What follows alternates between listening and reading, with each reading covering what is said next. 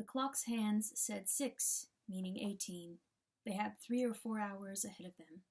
He propped the book against his knees and began reading. Chapter 1. Ignorance is Strength.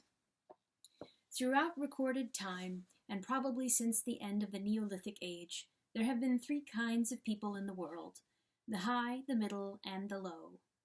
They have been subdivided in many ways. They have borne countless different names, and their relative numbers, as well as their attitude toward one another, have varied from age to age, but the essential structure of society has never altered. Even after enormous upheavals and seemingly irrevocable changes, the same pattern has always reasserted itself, just as a gyroscope will always return to equilibrium, however far it is pushed one way or the other. "Julia, are you awake?" said Winston. "Yes, my love, I'm listening. Go on, it's marvelous." He continued reading. The aims of these 3 groups are entirely irreconcilable. The aim of the high is to remain where they are. The aim of the middle is to change places with the high. The aim of the low, when they have an aim, for it is an abiding characteristic of the low that they are too much crushed by drudgery to be more than intermittently conscious of anything outside their daily lives, is to abolish all distinctions and create a society in which all men shall be equal. Thus, throughout history, a struggle which is the same in its main outlines recurs over and over again. For long periods, the high seem to be securely in power, but sooner or later, there always comes a moment when they lose either their belief in themselves or their capacity to govern efficiently, or both. They are then overthrown by the middle, who enlist the low on their side by pretending to them that they are fighting for liberty and justice. As soon as they have reached their objective, the middle thrust the low back into their old position of servitude and themselves become the high.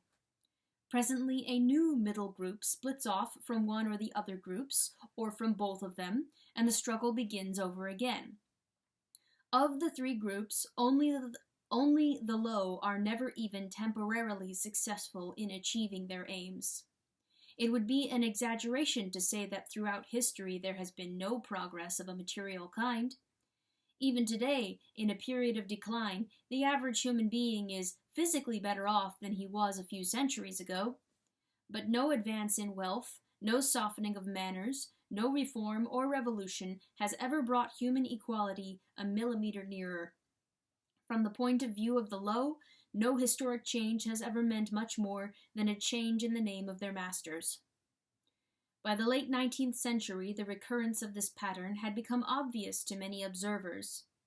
There then arose schools of thinkers who interpreted history as a cyclical process and claimed to show that inequality was the unalterable law of human life. This doctrine, of course, had always had its adherents, but in the manner in which it was now put forward, there was a significant change. In the past, the need for a hierarchical form of society had been the doctrine specifically of the high. It had been preached by kings and aristocrats and by the priests, lawyers, and the like who were parasitical upon them, and it had generally been softened by promises of compensation in an imaginary world beyond the grave. The middle, so long as it was struggling for power, had always made use of such terms as freedom, justice, and fraternity. Now, however, the concept of human brotherhood began to be assailed by people who were not yet in positions of command, but merely hoped to be so before long. In the past, the middle had made revolutions under the banner of equality, and then had established a fresh tyranny as soon as the old one was overthrown. The new middle groups, in effect, proclaimed their tyranny beforehand. Socialism, a theory which appeared in the early 19th century and was the last link in a chain of thought stretching back to the slave rebellions of antiquity, was still deeply infected by the utopianism of past ages. But in each variant of socialism that appeared from about 1900 onwards, the aim of establishing liberty and equality was more and more openly abandoned. The new movements which appeared in the middle years of the century, Ingsoc in Oceania, Neo-Bolshevism in Eurasia, death worship as it is commonly called in East Asia, had the conscious aim of perpetuating unfreedom and inequality. These new movements, of course, grew out of the old ones and tended to keep their names and pay lip service to their ideology. But the purpose of all of them was to arrest progress and freeze history at a chosen moment. The familiar pendulum swing was to happen once more and then stop. As usual, the high were to be turned out by the middle, who would then become the high, but this time, by conscious strategy, the high would be able to maintain their position permanently. The new doctrines arose partly because of the accumulation of historical knowledge and the growth of the historical sense, which had hardly existed before the 19th century. The cyclical movement of history was now intelligible, or appeared to be so, and if it was intelligible, then it was alterable. But the principal underlying cause was that, as early as the beginning of the 20th century, human equality had become technically possible. It was still true that men were not equal in their native talents, and that functions had to be specialized in ways that favored some individuals against others, but there was no longer any real need for class distinctions or for large differences of wealth. In earlier ages, class distinctions had been not only inevitable, but desirable. Inequality was the price of civilization. With the development of machine production, however, the case was altered. Even if it was still necessary for human beings to do different kinds of work, it was no longer necessary for them to live at different social or economic levels. Therefore, from the point of view of the new groups who were on the point of seizing power, human equality was no longer an ideal to be striven after, but a danger to be averted. In more primitive ages, when a just and peaceful society was in fact not possible, it had been fairly easy to believe in it. The idea of an earthly paradise in which men should live together in a state of brotherhood, without laws and without brute labor, had haunted the human imagination for thousands of years. And this vision had had a certain hold even on the groups who actually profited by each historic change. The heirs of the French, English, and American revolutions had partly believed in their own phrases about the rights of man, freedom of speech, equality before the law, and the like, and had even allowed their conduct to be influenced by them to some extent. But by the fourth decade of the 20th century, all the main current of political thought were authoritarian. All the main currents of political thought were authoritarian. The earthly paradise had been discredited at exactly the moment when it became realizable. Every new political theory, by whatever name it called itself, led back to hierarchy and regimentation. And in the general hardening of outlook that set in around 1930, practices which had long been abandoned, in some cases for hundreds of years, imprisonment without trial, the use of war prisoners as slaves, public executions, torture to extract confessions, the use of hostages and the deportation of whole populations, not only became common again, but were tolerated and even defended by people who considered themselves enlightened and progressive. It was only after a decade of national wars, civil wars, revolutions, and counter-revolutions in all parts of the world that Ingsoc and its rivals emerged as fully worked-out political theories. But they had been foreshadowed by the various systems, generally called totalitarian, which had appeared earlier in the century, and the main outlines of the world which would emerge from the prevailing chaos had long been obvious. What kind of people would control this world had been equally obvious. The new aristocracy was made up, for the most part, of bureaucrats, scientists, technicians, trade union organizers, publicity experts, sociologists, teachers, journalists, and professional politicians. These people, whose origins lay in the salaried middle class and the upper grades of the working class, had been shaped and brought together by the barren world of monopoly industry and centralized government. As compared with their opposite numbers in the past ages, they were less avaricious, less tempted by luxury, hungrier for pure power, and above all more conscious of what they were doing and more intent on crushing opposition. This last difference was cardinal. By comparison with that existing today, all tyrannies of the past were half-hearted and inefficient. The ruling groups were always infected, to some extent, by liberal ideas, and were content to leave loose ends everywhere, to regard only the overt act, and to be uninterested in what their subjects were thinking. Even the Catholic Church of the Middle Ages was tolerant by modern standards. Part of the reason for this was that in the past, no government had the power to keep its citizens under constant surveillance. The invention of print, however, made it easier to manipulate public opinion, and the film and the radio carried the process further. With the development of television and the technical advance which made it possible to receive and transmit simultaneously on the same instrument, private life came to an end. Every citizen, or at least every citizen important enough to be worth watching, could be kept for 24 hours a day under the eyes of the police and in the sound of official propaganda, with all other channels of communication closed. The possibility of enforcing not only complete obedience to the will of the state, but complete uniformity of opinion on all subjects now existed for the first time. After the revolutionary period of the 50s and 60s, society regrouped itself, as always, into high, middle, and low. But the new high group, unlike all its forerunners, did not act upon instinct, but knew what was needed to safeguard its position. It had long been realized that the only secure basis for oligarchy is collectivism. Wealth and privilege are most easily defended when they are possessed jointly. The so-called abolition of private property, which took place in the middle years of the century, meant, in effect, the concentration of property in far fewer hands than before, but with this difference, that the new owners were a group instead of a mass of individuals. Individually, no member of the party owns anything except petty personal belongings. Collectively, the party owns everything in Oceania because it controls everything and disposes of the products as it thinks fit. In the years following the Revolution, it was able to step into this commanding position almost unopposed because the whole process was represented as an act of collectivization.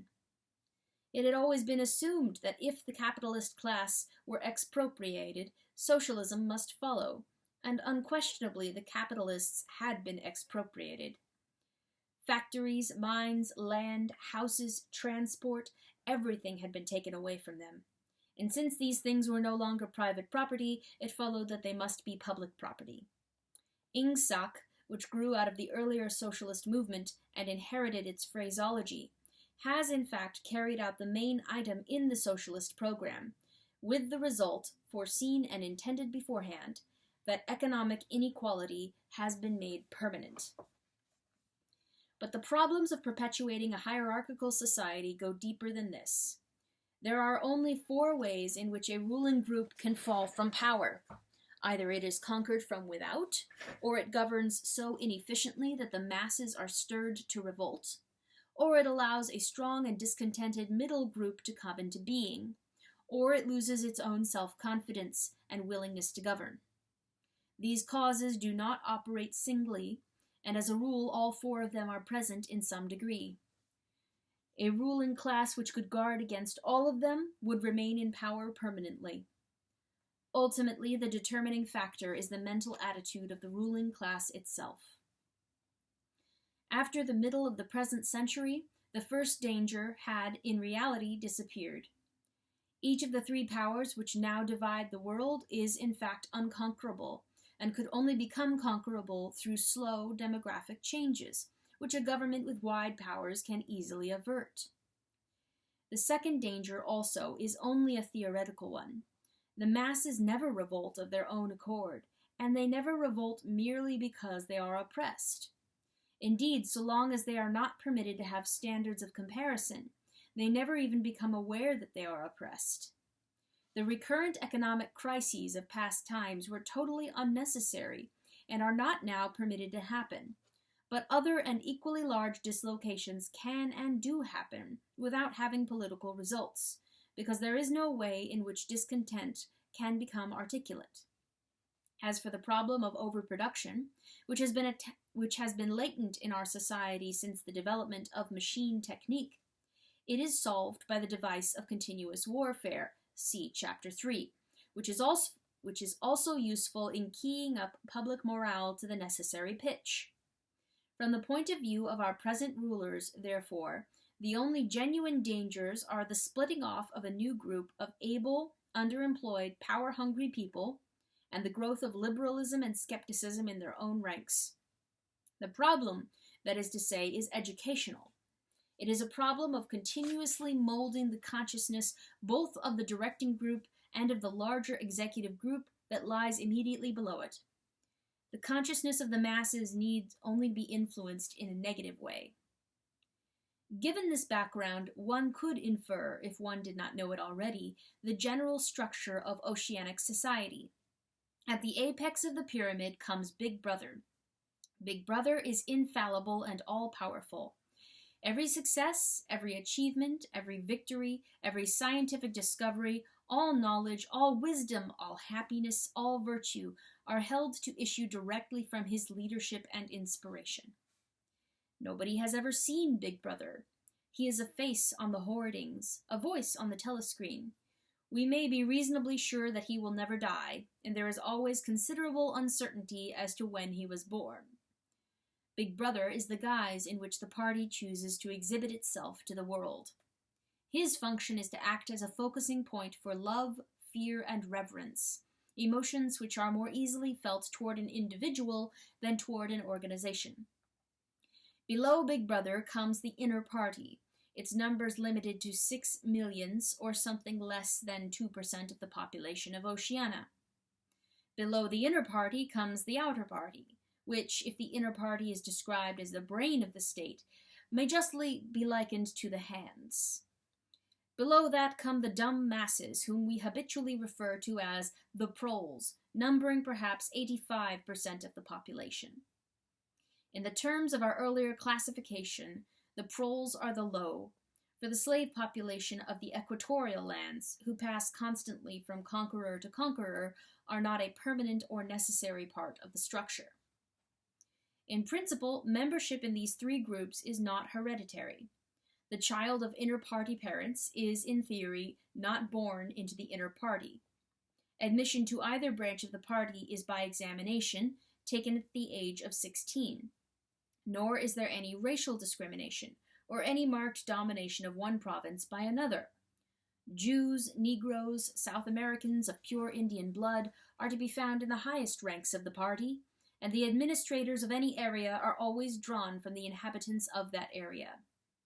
In no part of Oceania do the inhabitants have the feeling that they are a colonial population ruled from a distant capital.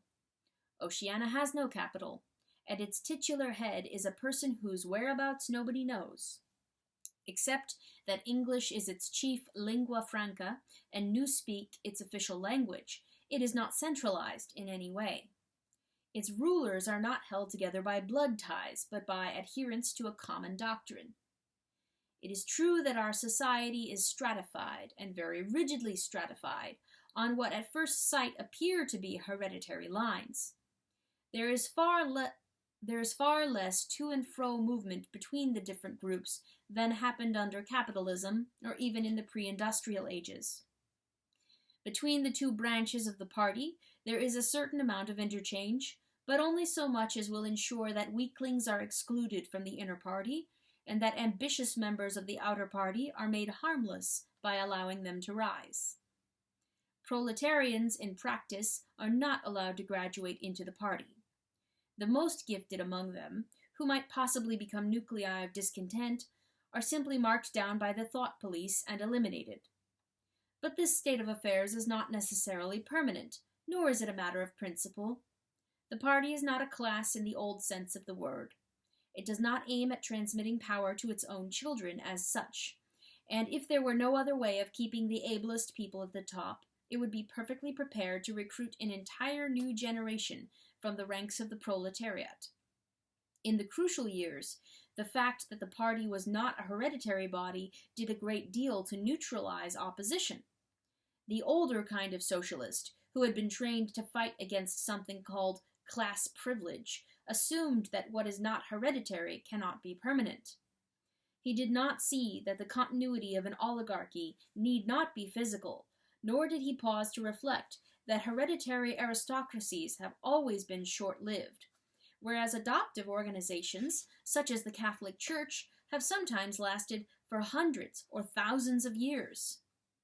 The essence of oligarchical rule is not father-to-son inheritance, but the persistence of a certain worldview and a certain way of life, imposed by the dead upon the living. A ruling group is a ruling group so long as it can nominate its successors. The party is not concerned with perpetuating its blood, but with perpetuating itself. Who wields power is not important, provided that the hierarchical structure remains always the same. All the beliefs, habits, tastes, emotions, mental attitudes that characterize our time are really designed to sustain the mystique of the party and prevent the true nature of present-day society from being perceived. Physical rebellion, or any preliminary move toward rebellion, is at present not possible. From the proletarians, nothing is to be feared. Left to themselves, they will continue from generation to generation, and from century to century, working, breeding, and dying, not only without any impulse to rebel, but without the power of grasping that the world could be other than it is. They could only become dangerous if the advance of industrial technique made it necessary to educate them more highly. But since military and commercial rivalry are no longer important, the level of popular education is actually declining. What opinions the masses hold or do not hold is looked on as a matter of indifference. They can be granted intellectual liberty because they have no intellect.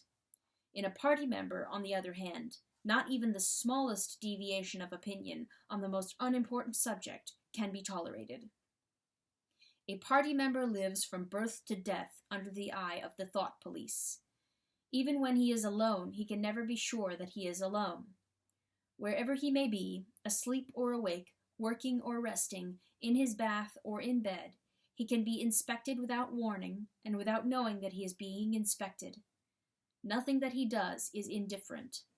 His friendships, his relaxations, his behavior toward his wife and children, the expression of his face when he is alone, the words he mutters in sleep, even the characteristic movements of his body are all jealously scrutinized. Not only any actual misdemeanor, but any eccentricity, however small, any change of habits, any nervous mannerism that could possibly be the symptom of an inner struggle, is certain to be detected. He has no freedom of choice in any direction whatever. On the other hand, his actions are not regulated by law, or by any clearly formulated code of behavior. In Oceania, there is no law. Thoughts and actions which, when detected, mean certain death, are not formally forbidden, and the endless purges, arrests, tortures, imprisonments, and vaporizations are not inflicted as punishment for crimes which have actually been committed, but are merely the wiping out of persons who might perhaps commit a crime at some time in the future. A party member is required to have not only the right opinions, but the right instincts. Many of the beliefs and attitudes demanded of him are never plainly stated, and could not be stated without laying bare the contradictions inherent in Ingsoc. If he is a person naturally orthodox, in newspeak, a good thinker, he will in all circumstances know, without taking thought, what is the true belief or the desirable emotion. But in any case, an elaborate mental training, undergone in childhood and grouping itself round the newspeak words crime stop, black-white, and doublethink, makes him unwilling and unable to think too deeply on any subject whatever. A party member is expected to have no private emotions and no respites from enthusiasm. He is supposed to live in a continuous frenzy of hatred of foreign enemies and internal traitors, triumph over victories, and self-abasement before the power and wisdom of the party. The discontents produced by his bare, unsatisfying life are deliberately turned outwards and dissipated by such devices as the 2 minutes hate, and the speculations which might possibly induce a skeptical or rebellious attitude are killed in advance by his early acquired inner discipline. The first and simplest stage in the discipline, which can be taught even to young children, is called, in newspeak, crime stop. Crime stop means the faculty of stopping short, as though by instinct, at the threshold of any dangerous thought. It includes the power of not grasping analogies, of failing to perceive logical errors, of misunderstanding the simplest arguments if they are inimical to ingsoc, and of being bored or repelled by any train of thought which is capable of leading in a heretical direction. Crime stop, in short, means protective stupidity. But stupidity is not enough. On the contrary, orthodoxy in the full sense demands a control over one's mental processes as complete as that of a contortionist over his body. Oceanic society rests ultimately on the belief that Big Brother is omnipotent and that the party is infallible. But since in reality Big Brother is not omnipotent and the party is not infallible, there is need for an unwearying, moment-to-moment flexibility in the treatment of facts. The key word here is black-white. Like so many newspeak words, this word has two mutually contradictory meanings.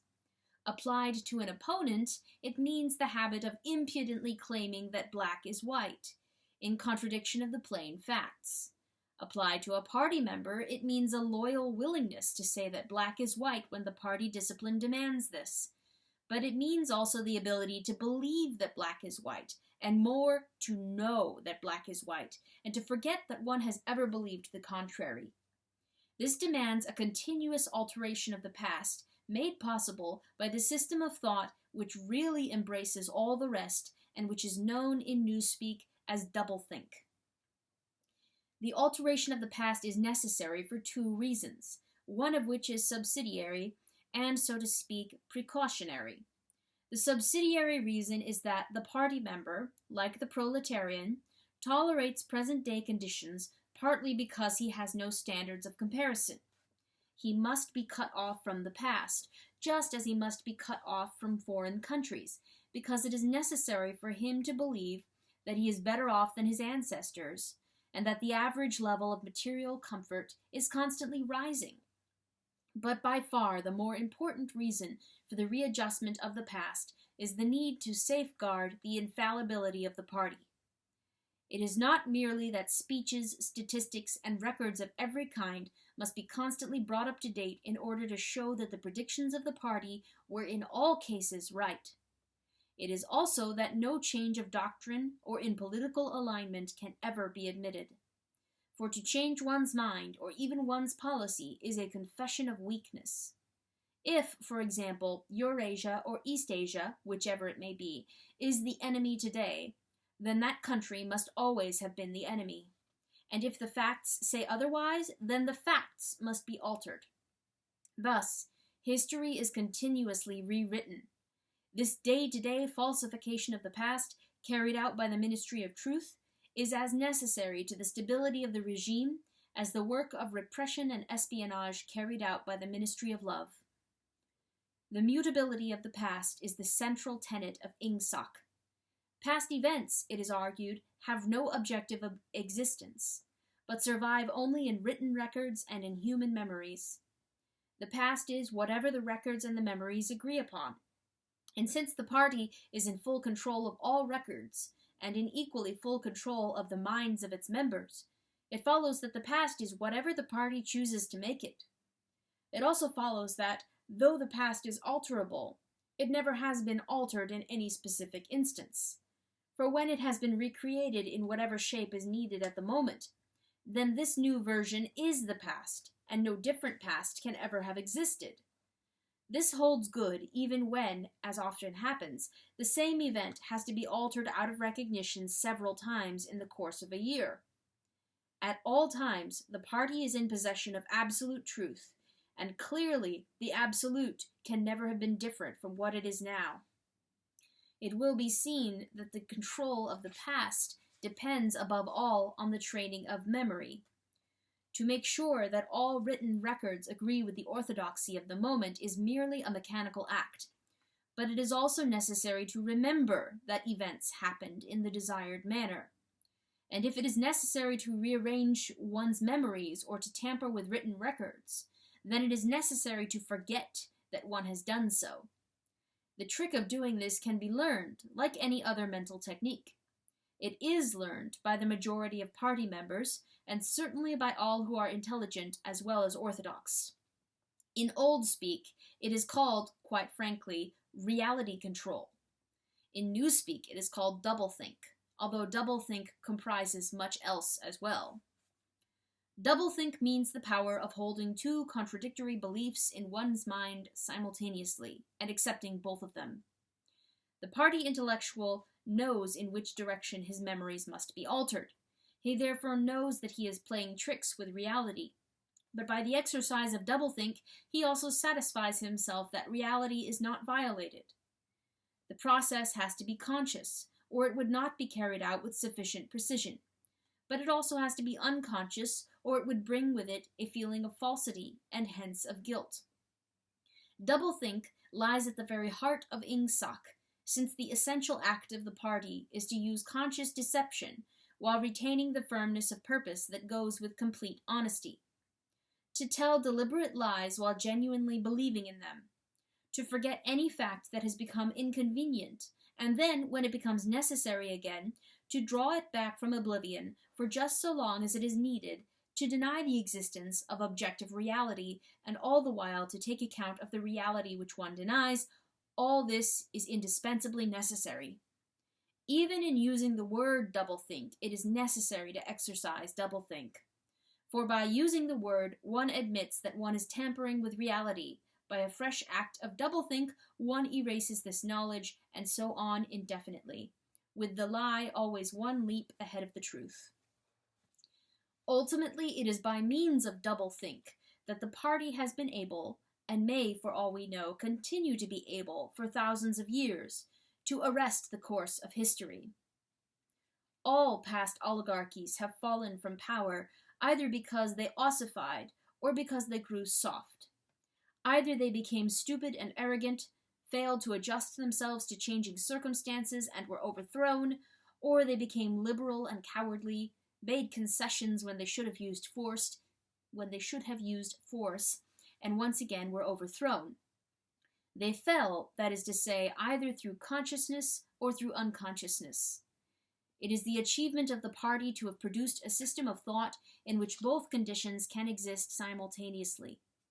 And upon no other intellectual basis could the dominion of the party be made permanent.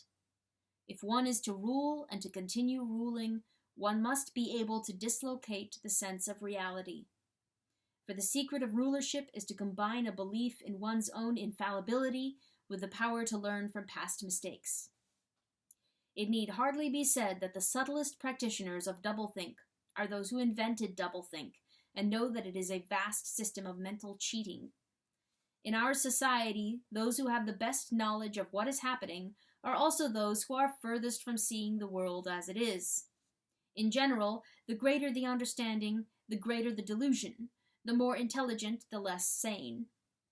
One clear illustration of this is the fact that war hysteria increases in intensity as one rises in the social scale. Those whose attitude toward war is most nearly rational are the subject peoples of the disputed territories. To these people, the war is simply a continuous calamity which sweeps to and fro over their bodies like a tidal wave.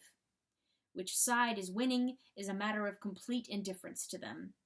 They are aware that a change of overlordship simply means that they will be doing the same work as before for new masters who treat them in the same manner as the old ones. The slightly more favored workers, whom we call the proles, are only intermittently conscious of the war. When it is necessary, they can be prodded into frenzies of fear and hatred, but when left to themselves, they are capable of forgetting for long periods that the war is happening. It is in the ranks of the party, and above all of the inner party, that the true war enthusiasm is found. World conquest is believed in most firmly by those who know it to be impossible. This peculiar linking together of opposites, knowledge with ignorance, cynicism with fanaticism, is one of the chief distinguishing marks of oceanic society. The official ideology abounds with contradictions even where there is no practical reason for them. Thus, the party rejects and vilifies every principle for which the socialist movement originally stood, and it chooses to do this in the name of socialism. It preaches a contempt for the working class unexampled for centuries past, and it dresses its members in a uniform which was at one time peculiar to manual workers, and was adopted for that reason. It systematically undermines the solidarity of the family, and it calls its leader by a name which is a direct appeal to the sentiment of family loyalty. Even the names of the four ministries by which we are governed exhibit a sort of impudence in their deliberate reversal of the facts. The Ministry of Peace concerns itself with war, the Ministry of Truth with lies, the Ministry of Love with torture, and the Ministry of Plenty with starvation. These contradictions are not accidental, nor do they result from ordinary hypocrisy. They are deliberate exercises in doublethink. For it is only by reconciling contradictions that power can be retained indefinitely. In no other way could the ancient cycle be broken. If human equality is to be forever averted, if the high, as we have called them, are to keep their places permanently, then the prevailing mental condition must be controlled insanity. But there is one question which, until this moment, we have almost ignored. It is, why should human equality be averted? Supposing that the mechanics of the process have been rightly described, what is the motive for this huge, accurately planned effort to freeze history at a particular moment of time? Here we reach the central secret. As we have seen, the mystique of the party, and above all of the inner party, depends upon doublethink. But deeper than this lies the original motive, the never-questioned instinct that first led to the seizure of power and brought doublethink, the thought police, continuous warfare, and all the other necessary paraphernalia into existence afterward. This motive really consists... Winston became aware of silence, as one becomes aware of a new sound. It seemed to him that Julia had been very still for some time past. She was lying on her side, naked from the waist upwards, with her cheek pillowed on her hand and one dark lock tumbling across her eyes. Her breast rose and fell slowly and regularly. "Julia." No answer. "Julia, are you awake?" No answer. She was asleep. He shut the book, put it carefully on the floor, lay down, and pulled the coverlet over both of them. He had still, he reflected, not learned the ultimate secret. He understood how. He did not understand why. Chapter 1, like Chapter 3, had not actually told him anything that he did not know. It had merely systematized the knowledge that he possessed already. But after reading it, he knew better than before that he was not mad. Being in a minority, even a minority of one, did not make you mad. There was truth and there was untruth, and if you clung to the truth even against the whole world, you were not mad. A yellow beam from the sinking sun slanted in through the window and fell across the pillow. He shut his eyes. The sun on his face and the girl's smooth body touching his own gave him a strong, sleepy, confident feeling. He was safe. Everything was all right. He fell asleep, murmuring, "Sanity is not statistical," with the feeling that this remark contained in it a profound wisdom.